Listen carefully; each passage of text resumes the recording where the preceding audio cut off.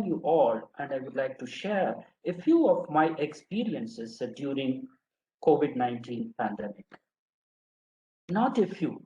I have plenty of experiences to share with you because during the pandemic, I have such a kind of innumerable experiences, personal, professional, like that. But due to time constraint, I minimize myself to a few of my experiences to start with the conference. Let me talk first about the experiences overall what I would like to share with you in this little span of time. Firstly, personal experiences. So, as an individual, personally, what sort of experiences I have during this COVID-19 pandemic? And then professional experiences. So, personal and professional, both the lives are equally important as an individual. So, professional experiences during this pandemic and social or societal experiences. Being a citizen in the society during this pandemic, what sort of experiences I have experienced. These are the three kinds of experiences I would like to put forward in front of all of you this evening. To start with personal experiences. Firstly, when the pandemic started almost a year back, if I'm right, almost 1 year back, in the third week or fourth week of March, all of a sudden this pandemic started. And in the beginning, it was some sort of a fearful experience. Sometimes, in the initial stage, with lots of information related to the severeness of this corona, we don't have any certainty. We don't have any guarantee to our lives. That was such a kind of experience. We don't know whether we'll be there next week, whether we'll be there next day, we'll be there next month. How many people? It seems to be just like as a cricket scoring to look in the media. So just like as people look at the cricket scoring, people look at the what is called the death rate and number of cases reported like that. At the time, it was a lot of chaos everywhere, all over the country, not only all over the country, all over the globe. Many people tried to get back to their native places. At the time, I felt some nostalgic experiences about native place.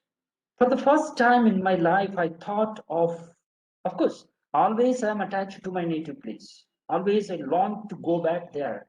But due to what is called struggle to survive and professional growth and professional commitments, I have been moving from different place to place, different places I have been working. But I had an idea that wherever I am staying, wherever I am working, that is what my place, my native or my proper, something like that I thought of earlier. But for the first time, when we faced this pandemic, I felt very nostalgic about my native place.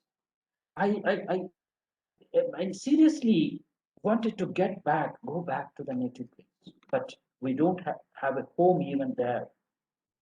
For the first time in my life, I thought it is a good idea to have our own home, either to live or to die in our own place, in our own home.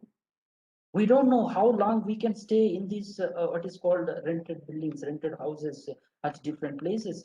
See, just it is Bangalore, the neighboring state where we are staying at present. But sometimes I felt some sort of what is called alien experience, diasporic experience. So that was what the personal experiences I had in the beginning. So as I told you, I thought of the need of a own house, own home. So at least whether it is a life or death, at least we can be there in our own home without any concern, right? And the next thing, the question of livelihood. It has become a struggle to survive, right? In this present world, we need lots of things. We need money. We need all this and that. To maintain that minimum standard of life, we have to work. We have to do. We have to earn. So it is a question of livelihood. When Bangalore became a very sensitive place because which has mobility from all over the globe, and in the beginning, the number of cases increased like anything. That scared people, and around us, we felt very scared. What is called what it is going to be tomorrow? That sort of feelings what we had, and then struggle to survive. In spite of all these difficulties, problems, issues, and the uncertain life that was existing, it is a struggle to survive. There is no other goal. We can't get back right. We have to move forward, learning how to move on and concerned for as we have our own family, our parents, we have uh, life, we have children.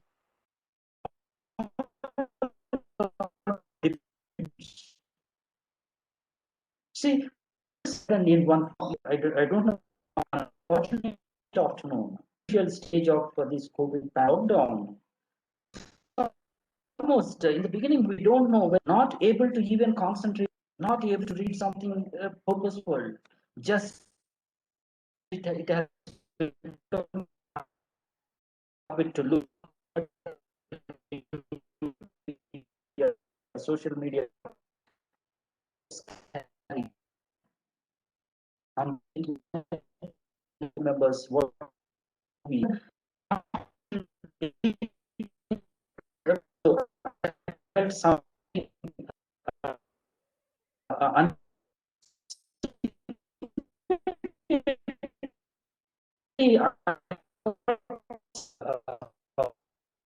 idea. So we acquaintances over here. We don't have putting up here a year or two. What will do these small kids and what is called semi-literate life partner? What will they do? How they can sustain if something happens? So this, of course, after getting this much of education, after this much of elevation and experience, I got that sort of idea immediately when I got that idea. I just felt very scary.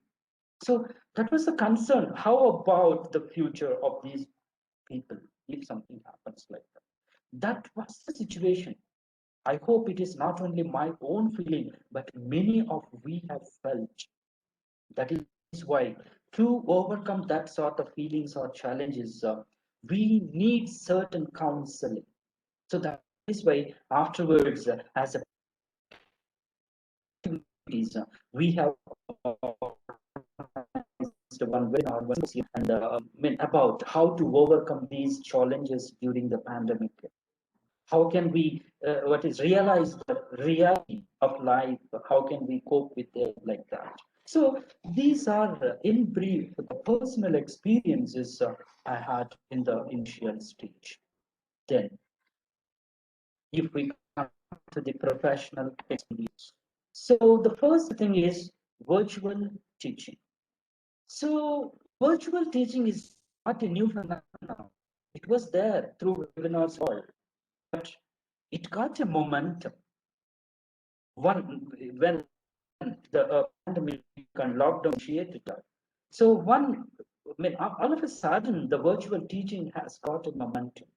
Even before what is called it got a momentum. We started with online interviews in our institution and online classes for PhD scholars through virtual mode. Even before all the institutes started in virtual learning. So virtual teaching in the beginning, it was something new, something strange, something hard, but the institutional support is marvelous. They have provided all sorts of what is helping hand. They have holded all the faculty members with the necessary training to cope with virtual teaching. that,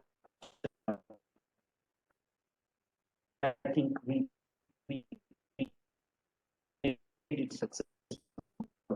Past 1 year, successfully we have been virtual. And the same thing, attending all these experience. We have a flow of webinars.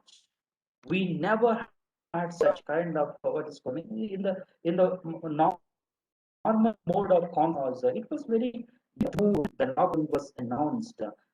Many people turned towards organizing the things virtually. So webinars, we never heard that word earlier. Seminar, we are familiar. Conference, we are familiar. FTP, we are familiar. But all of a sudden, webinars came onto the screen. Hundreds of, see, sometimes we don't, what is called, find out which, which webinar we have to attend, how many webinars we have registered like that. So it became a tough time to identify the fruitful, purposeful, or meaningful webinar to join. But I think most of you are familiar with attending multiple webinars in a day like that. So the virtual teaching and learning or webinars, it makes working hours, it enhances the working hours. I think from the morning to the night, we have been involved and engaged in the webinars and all. See, I don't know whether it is a good number or not. Almost I have attended 150 events during this year. But I started almost in the end of May. March, April, I couldn't attend any, virtual events, just confined to the institutional work, interviews for admissions and interviews to the students and other PhD classes like this and that. But only from almost end of May, I started attending these webinars, online events. It, it gave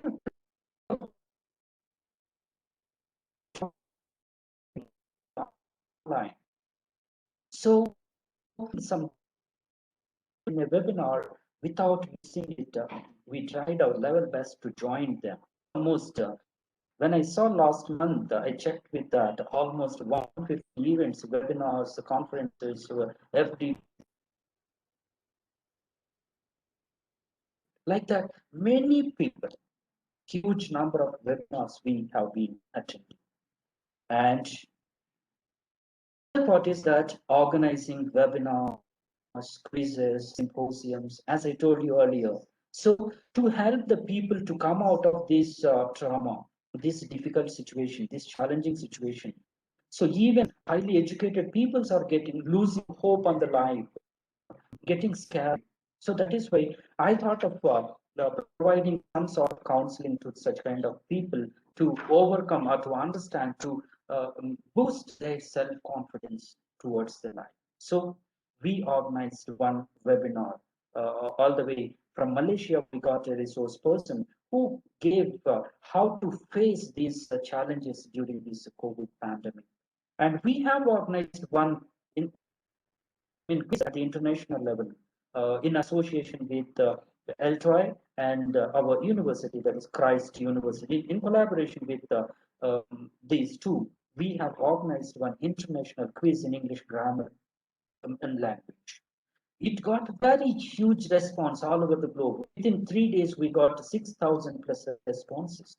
Out of them, almost 60%, 3,600 participants got eligible to get a certificate that we issued. And afterwards, we organized one symposium that is on the what is called into the what is called passing the bill of NEP, National Education Policy. To give the glimpses of this NEP, we have organized one symposium and learning through online tools. This is a wonderful what is called even before that, I attended certain programs where we thought of how to generate certificates online using the Google tools and how to prepare Google Forms. So many Google tools are there, starting from YouTube, Certify, Autocrat, what is called how to prepare Google Forms like that. So many good, even starting from Google Classroom, which can be used online teaching and learning. All these things. we just familiar with most of them, but we're not using them. So I attended some of the faculty development program where they might have been explained some of these things. And afterwards, so either, I mean, everyone accepts that YouTube has become the teacher of teachers. Teacher to students learn from YouTube, teachers learn from YouTube. I mean, households learn from YouTube, and business people learn from YouTube. Like that, I too, along with my children also, we have we have watched so many videos on so many things. We learned a lot. So learned how to prepare a to generate a certificate, how to generate a poster or a flyer. Like that, so many things which we have to online professional experiences we have, and societal social experiences. So here to the side, even come here and we get information. So what I experienced was that the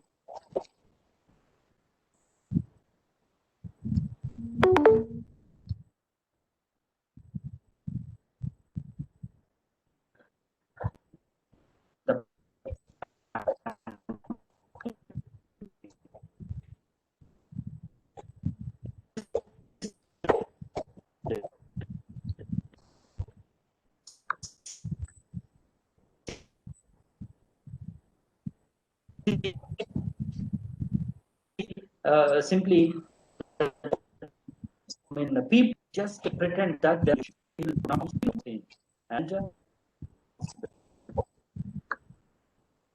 they are doing such kind of a stunt. See why I'm saying like that? See, no mask.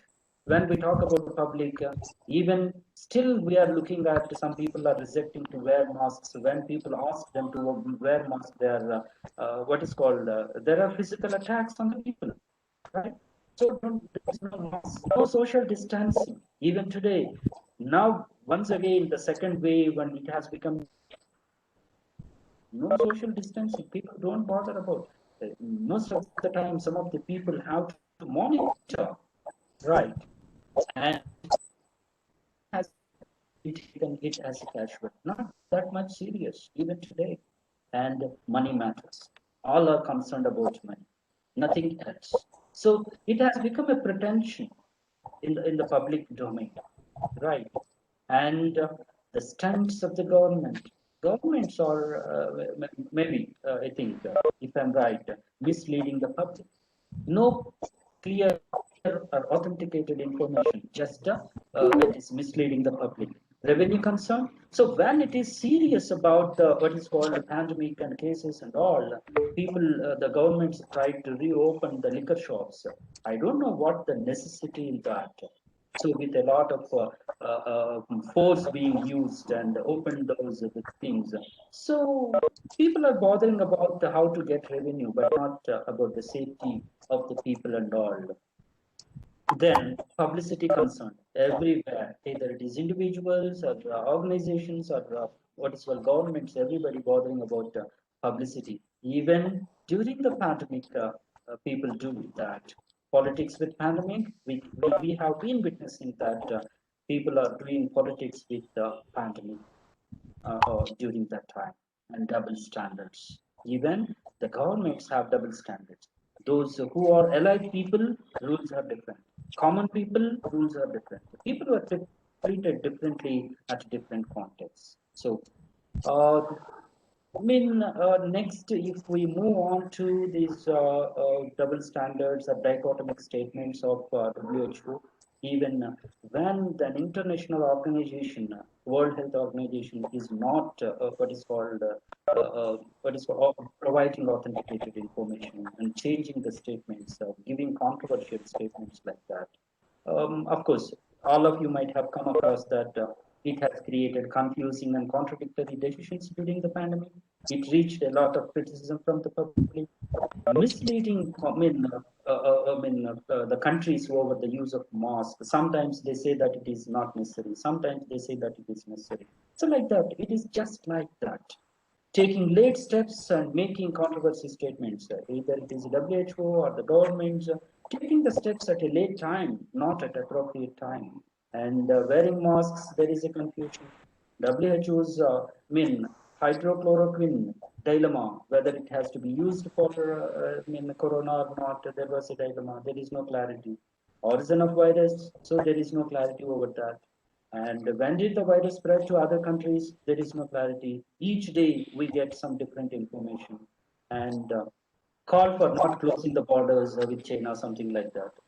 All these statements made by the WHO received a lot of what is called a controversy and criticism.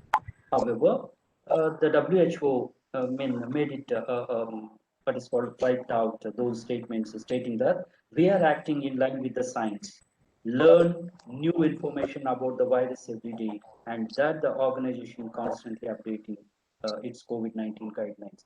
It is mentioned as acting but not working. So like that, I see such a kind of great institutions, and if they are not such kind of clear-cut decisions, so that creates a lot of disturbance.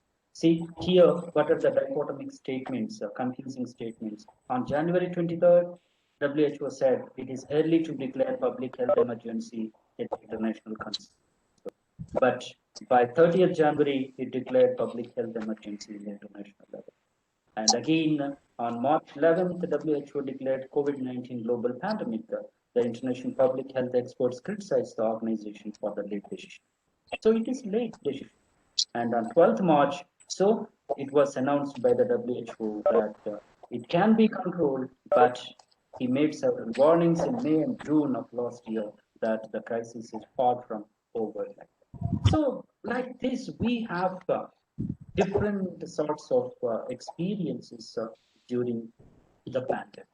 So, this is what just a glimpse of some of my experiences to share with you as a welcome address on this international virtual conference.